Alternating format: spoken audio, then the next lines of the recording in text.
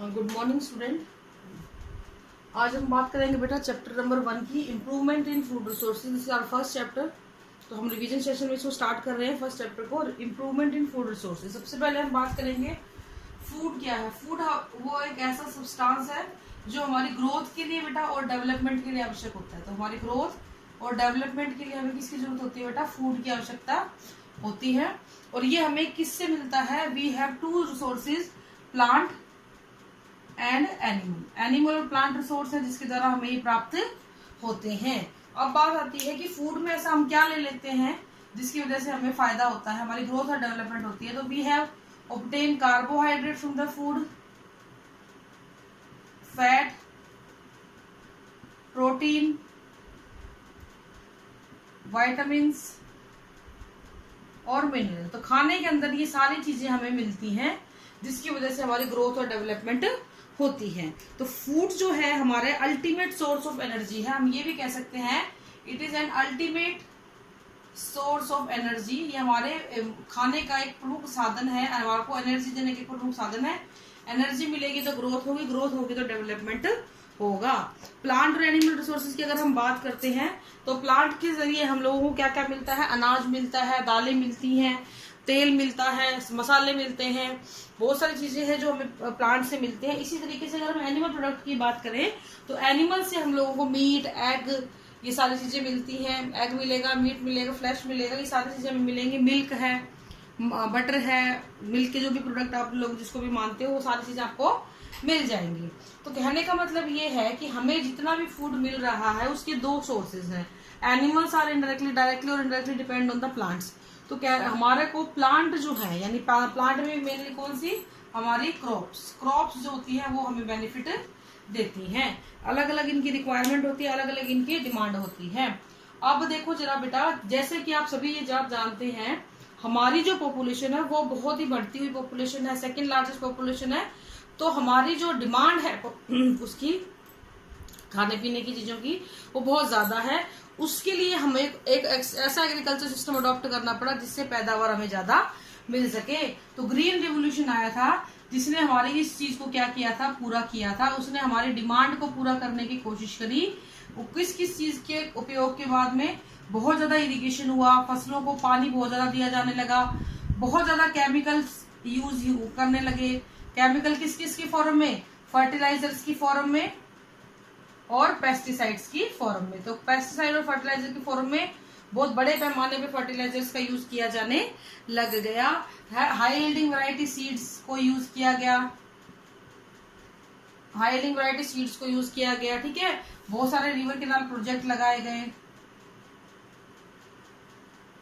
तो इस तरीके से ग्रीन रिवोल्यूशन को इंट्रोड्यूस किया गया, ये सारी चीजें करी गई। लेकिन आपको ये बात पता है जब बहुत सारी अच्छाई एक साथ आती है तो कुछ ना कुछ बुराई भी साथ लेके आएगी। इतने बड़े पैमाने पर जब हमने चीजों को किया तो हमारे की सॉइल की जो फर्टिलिटी थी वो डिक्रीज होने लग गई, क्योंकि हमने बहुत ज्यादा पैदावार करनी शुरू कर दी। सॉइल की फर्टिलिटी डिक्रीज कर गई, सॉइल में सैलिनाइजेशन हो गया, यानी कि सॉल्ट की जो अमाउंट थी वो क्या हो गई? इंक्रीज कर गई। सॉइल पोल्यूशन होने लग गया, वाटर पोल्यूशन होने लग गया। तो कहने का मतलब ये है, और नए नए पैथोजन आ गए, न्यू पैथोजन अटैक होने लग गया, न्यू वैरायटी ऑफ वीड आने लग गई। तो कहने का मतलब ये कि जितना फायदा हुआ उससे कहीं ज्यादा नुकसान ये अपने साथ लेकर आया। अब बात आती है कि अब इतना नुकसान हो गया तो क्या करें? क्या करें बेटा? तो हम लोग क्या करें? हमने क्या किया?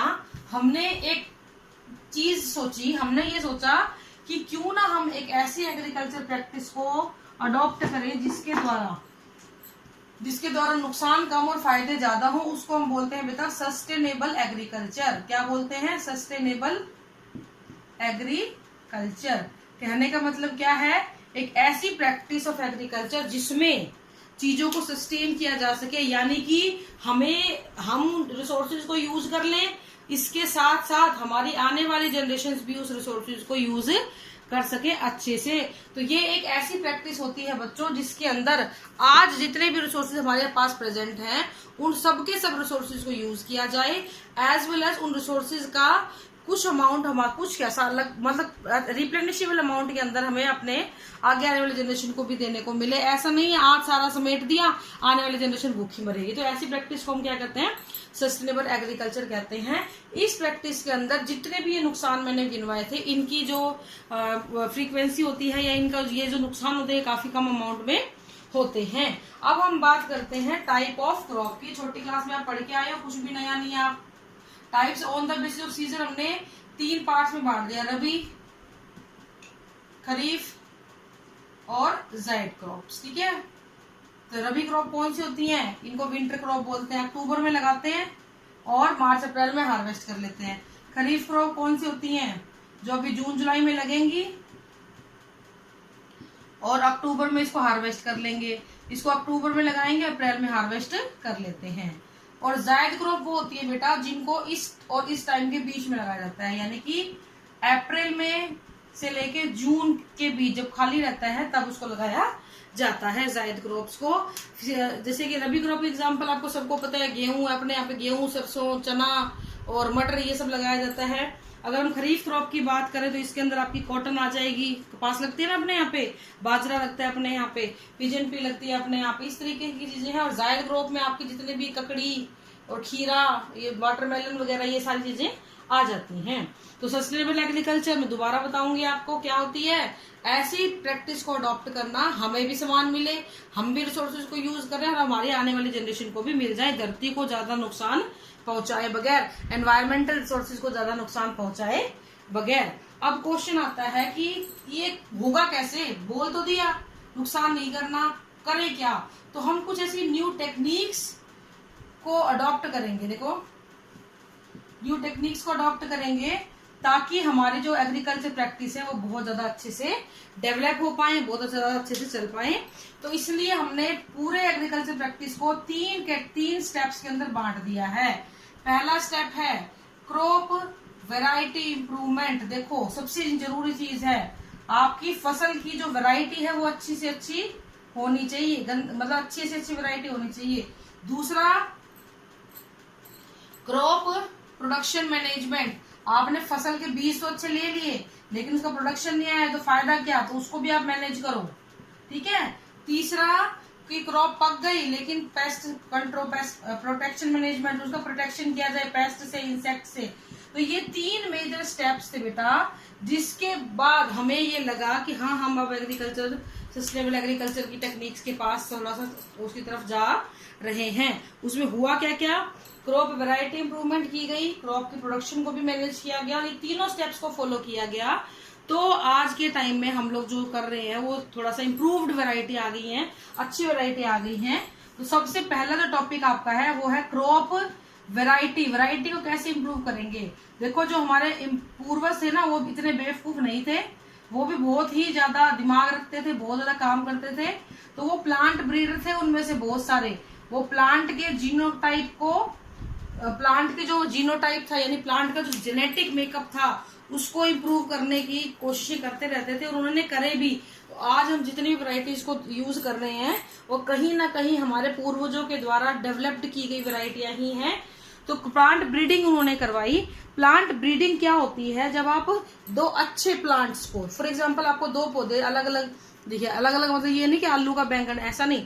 अगर आपको 2 वैरायटी मिली बैंगन की ही, किसी एक जगह पे कैसी है, किसी एक जगह पे कैसी है, दोनों में कुछ कैरेक्टर ऐसे हैं जो आपको बड़े अच्छे लगे, फेवरेबल है, तो आप उन दोनों को एक जगह ले आओ, that is called plant breeding. तो हम लोग प्लांट के जेनेटिक मेकअप को अपने हिसाब से बदल लें, वो क्या कहलाती है, प्लांट ब्रीडिंग कहलाती है। इसके प्लांट ब्रीडिंग के भी बेटा कुछ स्टेप्स होते हैं, इनको हम एक एक करके एक्सप्लेन करेंगे। आज मैं इनके नाम बता रही हूँ।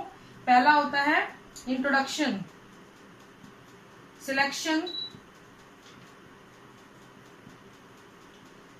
ठीक है, उसके बाद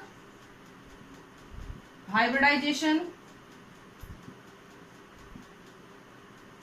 और इसके अलावा जेनेटिक इंजीनियरिंग। तो ये 4 स्टेप्स हैं जिनको लेके चला जाएगा आगे और उसके आप लोगों को नई से नई वैरायटी मिलेगी, यानी आपकी जो क्रॉप की वैरायटी है वो क्या हो जाएगी बेटा, इंप्रूव हो जाएगी। तो आज के जो लेक्चर हमने दिया है इसमें सबसे इंपॉर्टेंट चीज थी सस्टेनेबल एग्रीकल्चर और ये 3 टॉपिक। ये वाली चीजें बहुत ज्यादा आप पढ़ चुके हो ऑलरेडी, इतना ज्यादा नहीं पूछते हैं। तो सस्टेनेबल एग्रीकल्चर आपको अच्छे से पता होना चाहिए। क्रॉप की वैरायटी इंप्रूवमेंट की जो प्रैक्टिस है वो, उसमें क्या किया हमने उसमें प्लांट ब्रीडिंग कराई, हमने पौधे की वैरायटी को इम्प्रूव करवाया। किस किस प्रोसेस से इनको इन चारों को फॉलो करते हुए, ये 4 क्या है इसके बारे में हम आगे बात करेंगे। ये आज के लिए आपका है बेटा। This is all for today. Thank you, have a nice day.